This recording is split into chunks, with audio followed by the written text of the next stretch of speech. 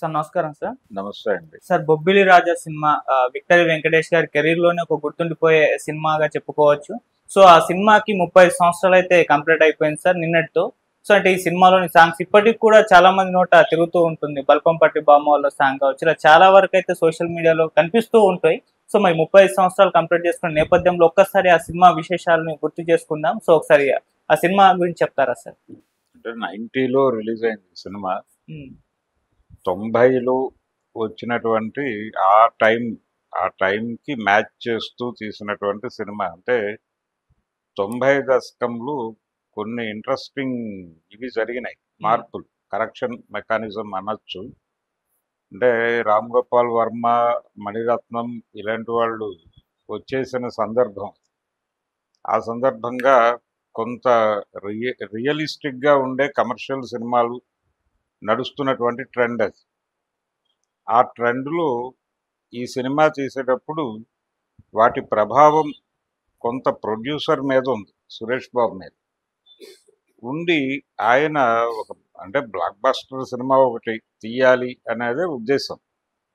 దానికోసం ఏం చేయాలి అనే కసరత్తు ఇవన్నీ చేస్తున్నటువంటి టైంలోనే ఇది మరీ మనం నేల విడిచి సాము చేస్తున్నామా అనేటువంటి ఆందోళన కలిగించిన పరిస్థితుల్లో కూడా బి గోపాల్ మీద ఉన్నటువంటి, అంటే బి గోపాల్ ఏమో తనదైన పద్ధతిలో, ఆయన రాఘవేంద్రరావు గారి స్కూల్ నుంచి వచ్చినవాడు. ఆయనకు ఒక మీటర్ ఉంది. ఆ మీటర్ ఇప్పుడు వర్కౌట్ అవుతుందా అనే ఒక సందిగ్ధం. ఆ సందిగ్ధంలో ప్రొడ్యూసర్ గారు కలగజేసుకుని కొన్ని కరెక్షన్స్ ఇవి మ్యాచ్ చేసుకుంటూ కథని నడుపుకుంటూ వెళ్ళటం. పరుచూరి బ్రదర్స్ ఆ సినిమాకి స్క్రిప్ట్. పొలిటికల్ డ్రామా, అంటే ఒక రొటీన్ రివెంజ్ డ్రామానే సినిమాకి మూలం.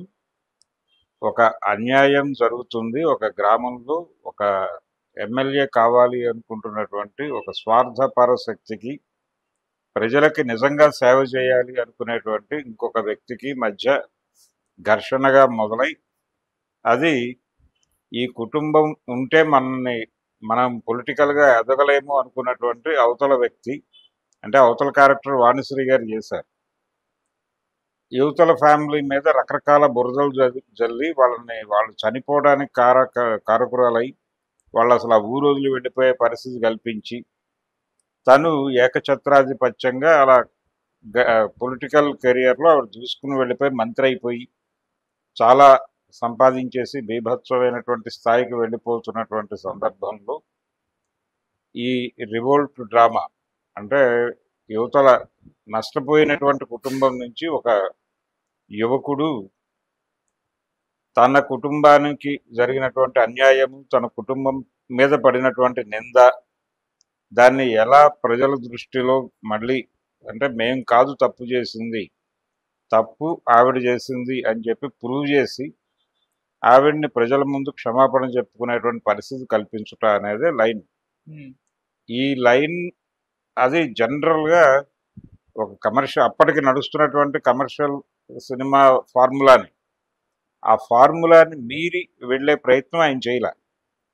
కథగా అదే బాగుంది అని చెప్పేసి అనుకున్నారు. కానీ పరుచూరి వెంకటేశ్వరరావు గారికి ఇది ఎక్కడో, అంటే అప్పుడు నడుస్తున్నటువంటి ట్రెండ్ ప్రకారం ఇది ఎక్కడైనా మిస్ఫైర్ అవుతుందా అనేది ఒక సందేహం. అది కాకుండా ఉండటం కోసం ఫారెస్ట్ బ్యాక్ డ్రాప్ తీసుకున్నారు. ఆ ఫారెస్ట్ బ్యాక్ డ్రాప్ తీసుకుని అక్కడ సన్నివేశాలు కల్పించే క్రమంలో గాడ్స్ మస్ట్ బి క్రేజీ అని ఓ సినిమాని అడాప్ట్ చేశారు. ఈ అడాప్ట్ చేయటము, ఈ కరెక్షన్ జరుగుతున్నటువంటి సందర్భంలో అనేక విషయాలు, ఆ జరిగిన ప్రక్రియ అంతా కూడా వెంకటేష్ కెరియర్కి ఉపయోగపడింది.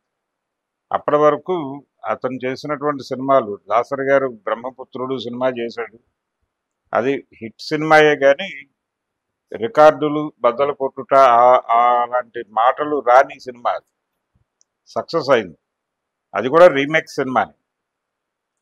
దానికి ముందు సురేష్ కృష్ణతో చేసినటువంటి ప్రేమ సినిమా, అది కూడా సక్సెస్ఫుల్ ప్రాజెక్టే, మ్యూజికల్ హిట్. కానీ ఒక మాస్ హీరోగా అతనికి ఒక ఇమేజ్ సెట్ చేసిన సినిమా కాదు. అంతకు ముందు వచ్చినటువంటి సినిమాల పరిస్థితి కూడా అంతే. అంటే కలియుగ పాండవులు అనేది ఎంట్రీ సినిమా వెంకటేష్కి. ఆ సినిమా అది విజయవంతమైన సినిమానే, ఒక మంచి నటుడిని ఇండస్ట్రీకి పరిచయం చేసింది అని అనిపించింది. కానీ వెంకటేష్ కెరియర్కి ఇది, అంటే అతని కెరియర్కి ఒక ఫార్ములా డిజైన్ చేసే సినిమాగా ఏది రాలేదు. వెతుకులాటే నడిచింది అప్పటిదాకా. బొబ్బిల్ రాజా అనే సినిమా అతని కెరియర్కి ఒక సక్సెస్ ఫార్ములాని క్రియేట్ చేసిన సినిమా.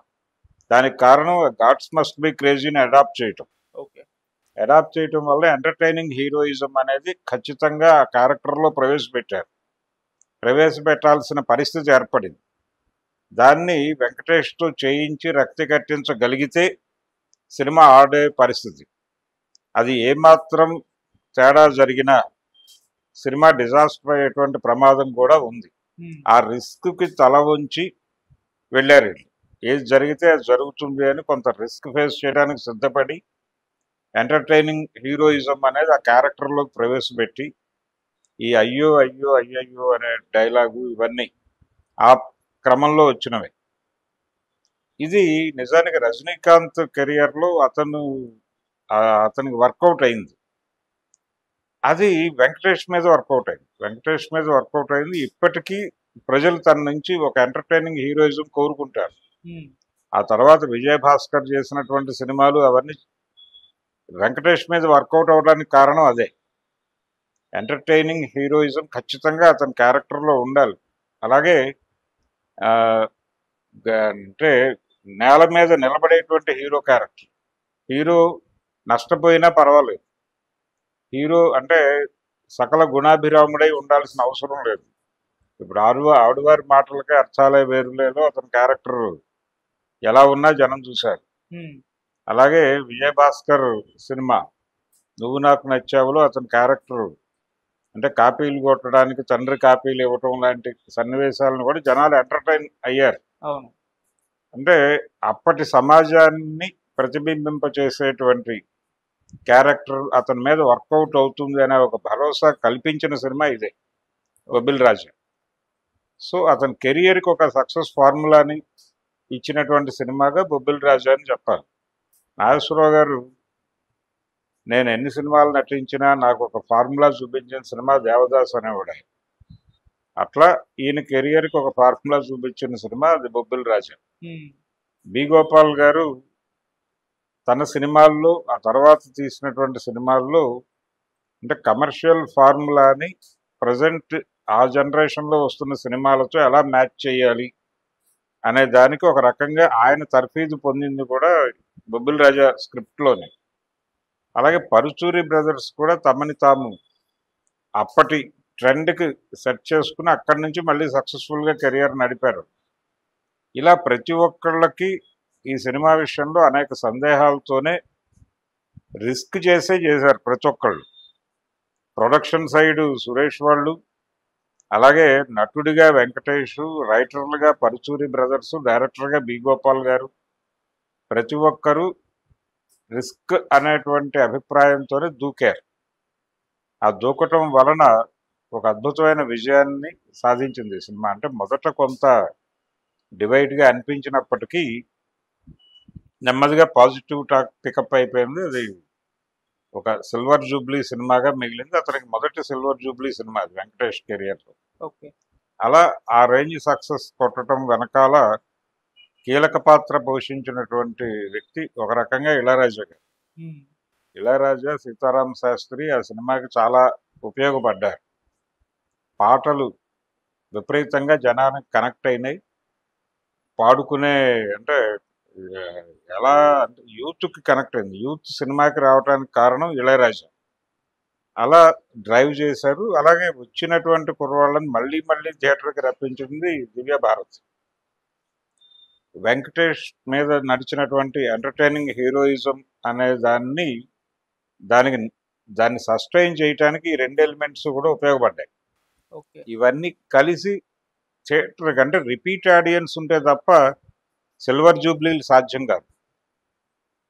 ఆ రిపీట్ ఆడియన్స్ రావటానికి వీళ్ళు కారణం. థియేటర్కి ఆడియన్స్ వచ్చిన తర్వాత వాళ్ళని సీట్లో కూర్చోబెట్టగలగటం అనేది వెంకటేష్ సక్సెస్. నటుడిగా తను ఈ సినిమా హిట్ అయిపోయిన తర్వాత ఎక్కడో మాట్లాడుతూ ఒకవేళ ఈ సినిమా దెబ్బతింటే ఏంటి పరిస్థితి అంటే, మీరు ఎంటర్టైనింగ్ హీరోయిజం చేశారు ఈ సినిమాలో, అంతకుముందు చేయలేదు. ఇది ప్రయోగమే. మరి ఏమనిపించింది అంటే, నేను సిద్ధపడి ఉన్నాను, ఇది ఒకవేళ దెబ్బతింటే అయ్యో అయ్యో అయ్యో అయ్యో అనేది నా ఇదిగా మారేది, ఒక నిట్టూర్పు విడిచి వదిలేసేవాడిని సినిమాని అన్నాడు అతను. అంటే ఏం చేయగలం, ఏదో కొత్తగా ట్రై చేద్దామని చేసాం, అది వికటించింది, ఏం చేయగలమని చేతులెత్తేసి అదే డైలాగ్ చెప్పుండేవాడిని జనం ముందుకు వచ్చి, అయ్యో అయ్యో అయ్యో అయ్యో అని చెప్పేవాడిని అన్నాడు ఆయన. కాబట్టి ఇలా ఫిక్స్ అయి ఉన్నారు అందరూ. ఈ ఫిక్స్ అయి చేద్దాం ఏదైతే అదైంది, ఒక సక్సెస్ఫుల్ సినిమా. రామానాయుడు గారికి 100 సందేహాలు ఉన్నప్పటికీ కొన్ని కమర్షియల్ ఎలిమెంట్స్ ఉన్నాయి ఈ సినిమాలో అని నమ్మాడు ఆయన. నమ్మాడు. మ్యూజిక్ బాగుంది, తర్వాత హీరోయిన్ బాగుంది, కొంత వర్కౌట్ అవుతుంది, జనాల్ని పట్టుకునేటువంటి ఒక 3-4 లక్షణాలు ఉన్నాయి ఈ సినిమాకి అనే సాటిస్ఫాక్షన్ మీద ఆయన ఈ ప్రాజెక్ట్తో ట్రావెల్ అయ్యాడు రామానాయుడు గారు. ఫైనల్గా ఈ సినిమా 90ల్లో రిలీజ్. అంటే నిజానికి అప్పుడు ఈ కమర్షియల్ సినిమాలు తడబాట్లకి గురవుతున్నటువంటి సందర్భంలోనే చిరంజీవి గారి కెరియర్లో రుద్రనేత్ర లాంటి సినిమాలు వచ్చి దెబ్బతిని వెళ్ళిపోయినటువంటి సందర్భం అది. అంటే ఏ మేరకు రిస్క్ చేస్తున్నారో వీళ్ళకి అర్థమైన పరిస్థితి. అంటే రాఘవేంద్రరావు గారి సినిమాలు వరుసగా దెబ్బతింటున్నటువంటి సందర్భం, చిరంజీవి గారి సినిమాలు తటపటాయిస్తున్నటువంటి సందర్భం, గీతాంజలి, శివ లాంటి సినిమాలు విపరీతంగా జనాలను అట్రాక్ట్ చేస్తున్నటువంటి సందర్భం. ఆ నేపథ్యంలో వచ్చినటువంటి సినిమా. దీని తర్వాత మళ్ళీ కమర్షియల్ మీటర్ సెటరైట్ అయింది. ఆ తర్వాత రాఘవేంద్రరావు గారు తన్ని తాను సెటరైట్ చేసుకుని చిరంజీవితో పూర్తి స్థాయి ఎంటర్టైనింగ్ హీరోయిజంతో వెళ్ళి హిట్ కొట్టాడు కదా ఆయన సినిమా, ఏది రౌడీ అల్లుడు. వీటన్నిటికీ మళ్ళీ ఈ ట్రాకే, ఇలా వెళ్దాం, ఇదేదో సక్సెస్ఫుల్ ఫార్ములా అనిపించి దూకినటువంటి వ్యవహారం. సో అలా ఒక ఎంటర్టైనింగ్ హీరోయిజం అనేది డెఫినెట్గా సినిమాని నిలబెడుతుంది. అదో జానరు, ఆ జానర్లో కమర్షియల్ హీరోలు కూడా ప్రయాణించవచ్చు అని ఒక మార్గం చూపించినటువంటి సినిమా అది. అలా రకరకాల ప్రత్యేకతలు ఉన్నాయి ఆ సినిమాకి. అది ఆ రేంజ్ హిట్ అవటం అంటే ఊరికనే కాలేదు, అది దాని వెనక ఇవన్నీ ఉన్నాయి. ఇవన్నీ ఉండటం వలన అది ఆ రేంజ్ హిట్ కొట్టి, వాణిశ్రీ గారి కంట్రిబ్యూషన్, ఆ బ్యానర్లో ఆవిడ ఎంకీ నాయుడు బావ చివరి సినిమా, ఆ తర్వాత యాక్ట్ చేయలేదు సురేష్ మూవీస్లో. అంతకుముందు పెద్ద హిట్లు ఇచ్చింది ఆ బ్యానర్లో, ప్రేమ్ నగర్, అలాగే జీవన తరంగాలు, చక్రవాకం, ఈ సినిమాలు అన్నిట్లోనూ ఆవిడే హీరోయిన్. ఆ ప్రయాణంలో సెక్రటరీ, నాగేశ్వరరావు గారితో ప్రకాష్ రావు గారి డైరెక్షన్లో చేసిన సెక్రటరీ, వీటన్నిటి తర్వాత దాదాపుగా శోభన్ బాబు, వాణిశ్రీ కలిసి నటించిన ఎంకీ నాయుడు బావ తర్వాత చేయలేదు ఆ బ్యానర్లో. ఆ తర్వాత చాలా గ్యాప్ తర్వాత చేసిన సినిమా ఇదే బొబ్బిల్ రాజా. ఆవిడ పవర్ఫుల్ రోల్లో కనిపించటము, అది కూడా కొంత అడ్వాంటేజ్ అయింది సినిమాకి, ఒక ఫ్రెష్ లుక్ తీసుకొచ్చింది. అప్పుడు ఆవిడ ఆ తరహా క్యారెక్టర్లు చేస్తున్నారు, కొంచెం విలనిష్ ఇది ఉన్నటువంటి, అత్తకు యముడు అమ్మాయికి మొగుడు, అలా ఆవిడ ఒక ఇమేజ్ సంపాదించుకుంటుంది ఆ ఏరియాలో. ఒక తలపొగురు క్యారెక్టర్లు వాణిశ్రీ అయితే వర్కౌట్ అవుతుంది అనేటువంటి ఒక పరిస్థితి ఉన్న టైంలో ఈ క్యారెక్టర్ ఆవిడకి కరెక్ట్గా పడింది, అది వర్కౌట్ అయింది. ఒక అమాయక భర్తగా, భయస్థుడిగా సత్యనారాయణ గారు, అలాగే శివాజీ రాజా కూడా ఒక రకంగా బ్రేక్ సినిమా ఇది. ఒక టిపికల్ కామెడీ విలని చేసి కొంత ఇమేజ్ సంపాదించుకోగలిగాడు అతను. ఇలా చాలా మందికి చాలా రకాలుగా ఉపయోగపడినటువంటి సినిమా బొబ్బిల్ రాజా. ఈ 30 ఏళ్ల ప్రయాణం అంటే బి గోపాల్ గారు లాంటి వాళ్ళు ఒక ఫార్ములాలో ఆయన కథలు తయారు చేసుకోవటం అనేది ఎప్పుడు చేయడు, కథలు జడ్జి చేసుకుని వెళ్తాడు. అంటే రకరకాల కథలు వింటూ తనకి ఓకే అనిపించిన, తన జడ్జిమెంట్కి ఓకే అనిపించిన కథతో ట్రావెల్ అవ్వటం అనేది ఆయన పద్ధతి. ఇప్పుడు డైరెక్టర్లు అలా కాదు. ఇప్పుడు డైరెక్టర్లు తమ కథలు తామే డిజైన్ చేసుకుంటున్నారు, ఏం చెప్పాలి, ఏ హీరోతో వెళ్ళాలి దగ్గర నుంచి వీళ్ళే డిజైన్ చేస్తున్నారు. డైరెక్టరు హీరో తర్వాతే ప్రొడ్యూసర్. ఆ రోజున ఆ పరిస్థితి కాదు. ప్రొడ్యూసరు డైరెక్టరు అనే పద్ధతే నడిచింది.